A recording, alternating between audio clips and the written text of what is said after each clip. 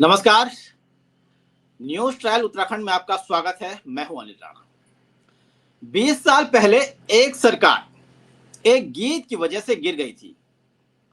वैसे ये कहना थोड़ा ज्यादा हो गया है, लेकिन गीत की वजह से सरकार गई।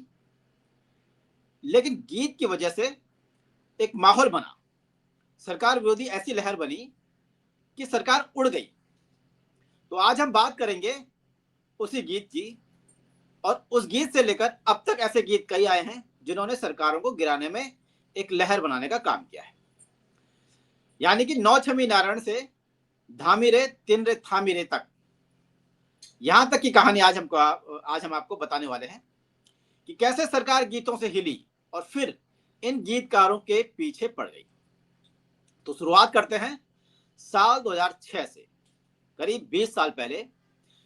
क्योंकि 2007 में विधानसभा चुनाव थे, तो ठीक एक साल पहले मार्च 2006 में उत्तराखंड के प्रसिद्ध गायक नरेंद्र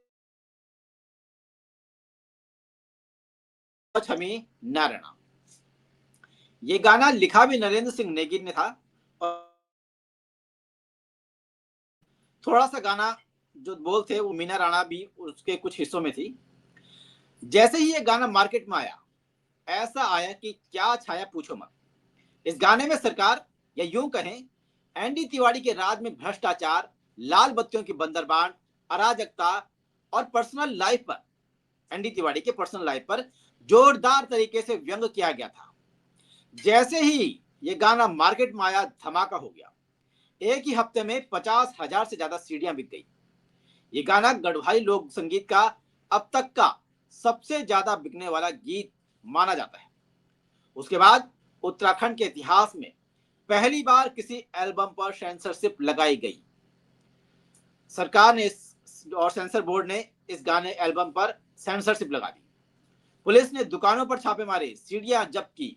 हालत ये थी कि जो दुकानदार थे वो पुलिस के डर से दुकान के बाहर तो दूसरी एल्बम रखते थे, लेकिन जब कोई ग्राहक धीरे से पूछता था कि भाई साहब नौ छमी नारायण वाला गाना है या वो सीडी है, तो चुपके से नौ छमी नारायण की सीडी निकालकर उसके हाथ में थमा देते थे। यानी कि ब्लैक में ये सीडी जबरदस्त बिक रही थी।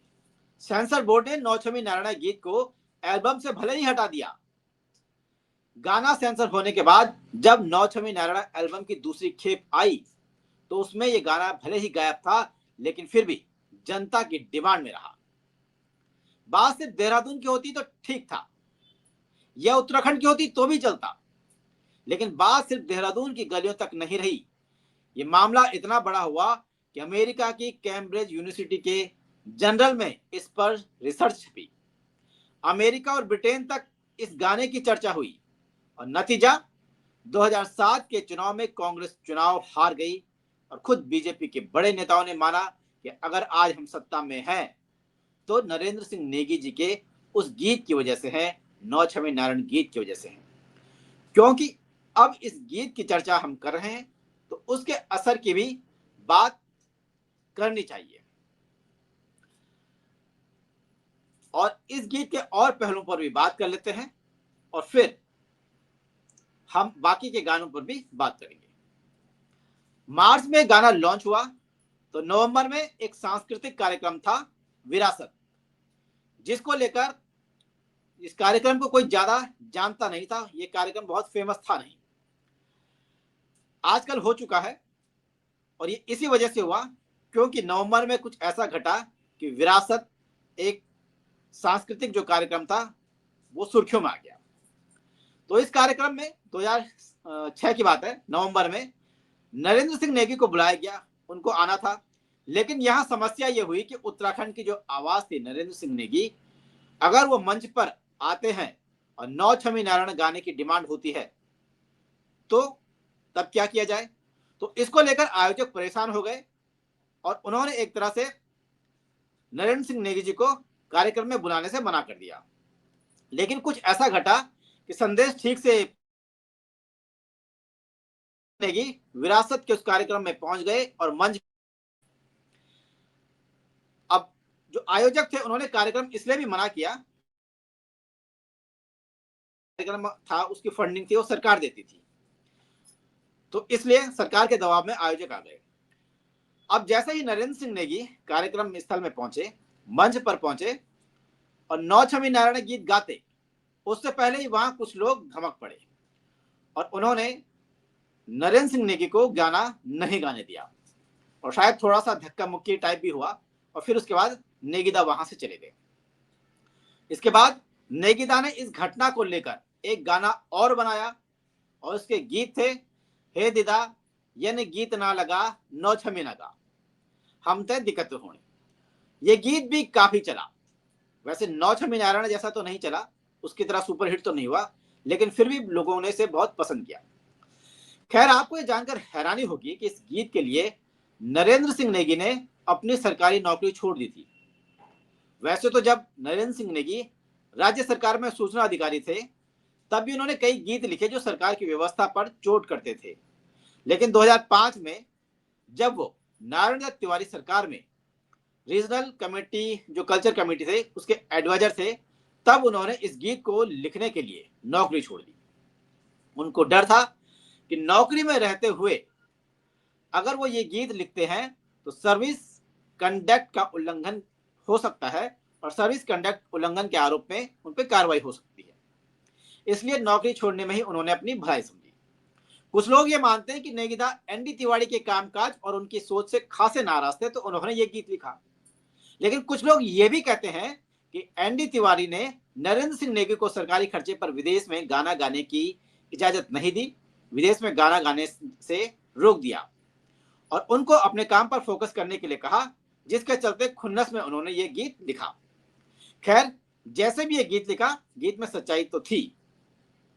तभी तो इस गीत को विपक्षी पार्टियों ने खूब भुनाया और 2007 में जो चुनाव हुए, उससे पहले ये गाना बीजेपी के प्रचार प्रसार का अहम हिस्सा बन गया। उत्तराखंड क्रांति दल की करीब 15 रैलियों में खुद नरेंद्र सिंह नेगी ने यह गीत गाया। नतीजा यह हुआ कि तिवारी सरकार गिर गई और बीजेपी सरकार आ गई और ये बात बीजेपी भी अच्छी तरह से जानती है और पूर्व सीएम भगत सिंह कोश्यारी ने स्वीकार किया था कि ये गीत ना होता तो बीजेपी सत्ता में न होती।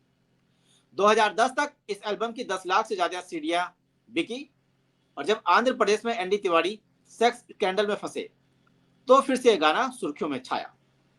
क्योंकि अब एनडी तिवारी नहीं रहे तो नेगीदा उस गाने को मंच पर भी नहीं गाते।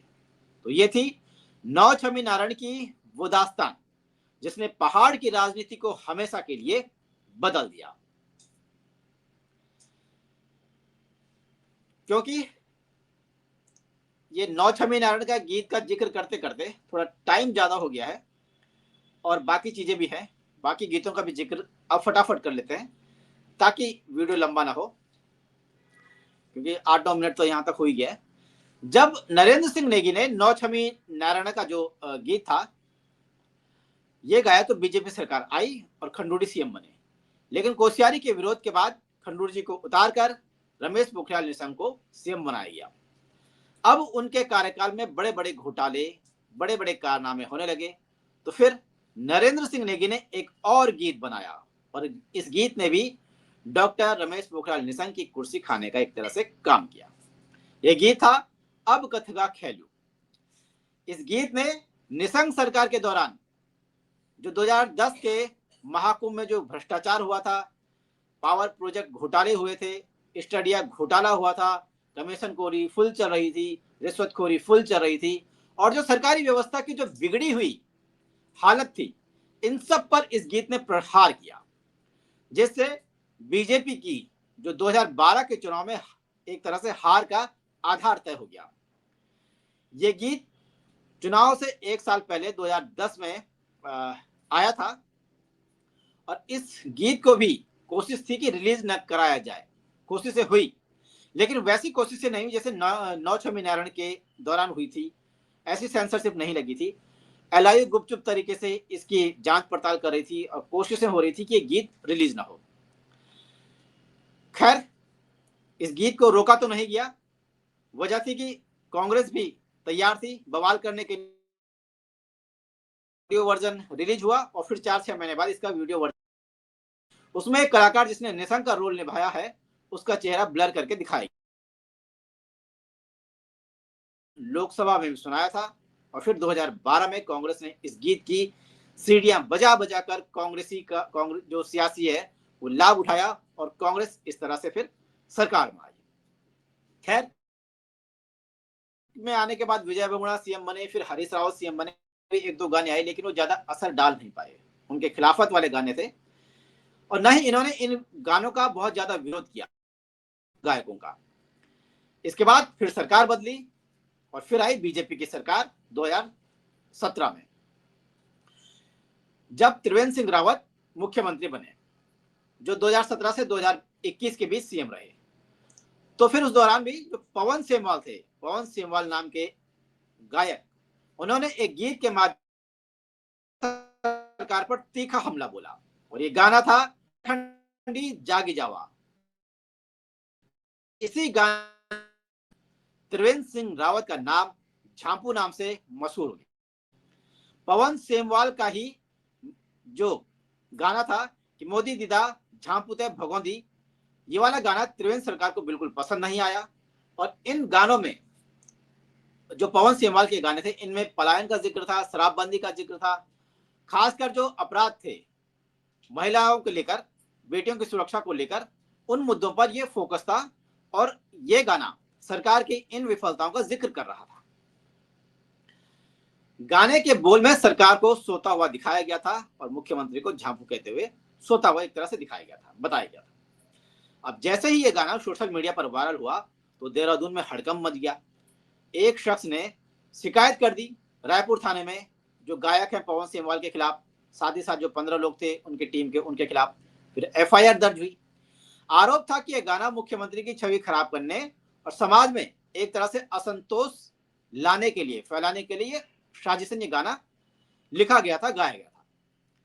बाद में कानूनी पचड़ों में और जो दबाव में जो फंस गए थे पवन सेमवाल, उन्होंने एक वीडियो जारी कर माफी मांगा और जिसके बाद मामला थोड़ा शांत हुआ। तो ये थी कहानी। उसके बाद आपको पता है त्रिवेंद्र सिंह रावत हट गए, असर तो पड़ता ही है गीतों का।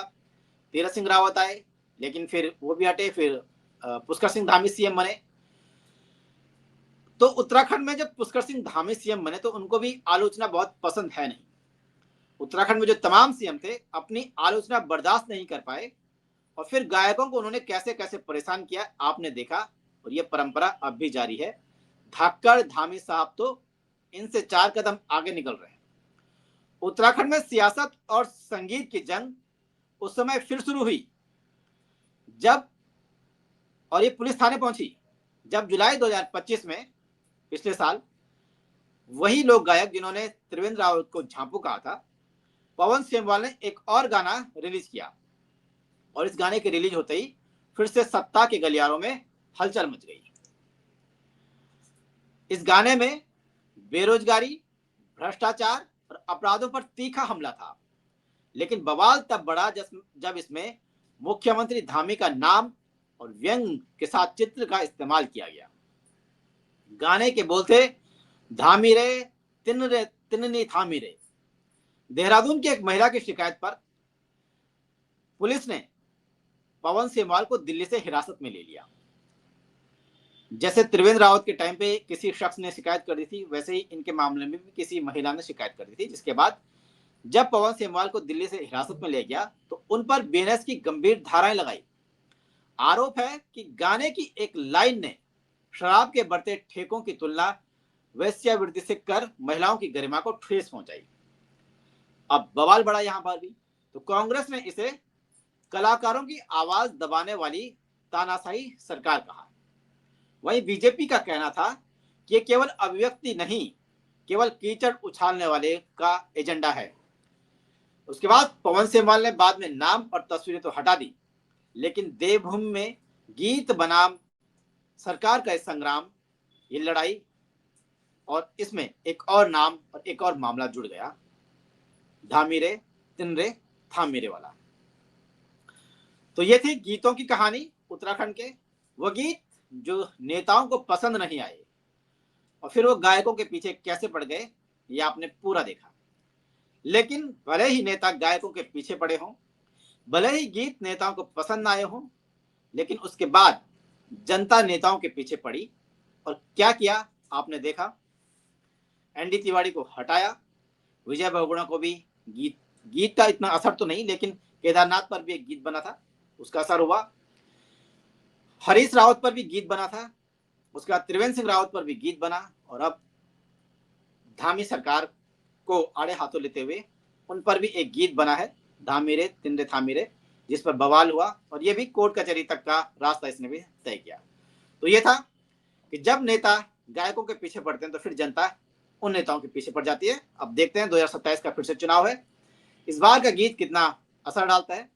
फिलहाल इस प्रोग्राम में इतना ही, मुझे दीजिए इजाजत, नमस्कार।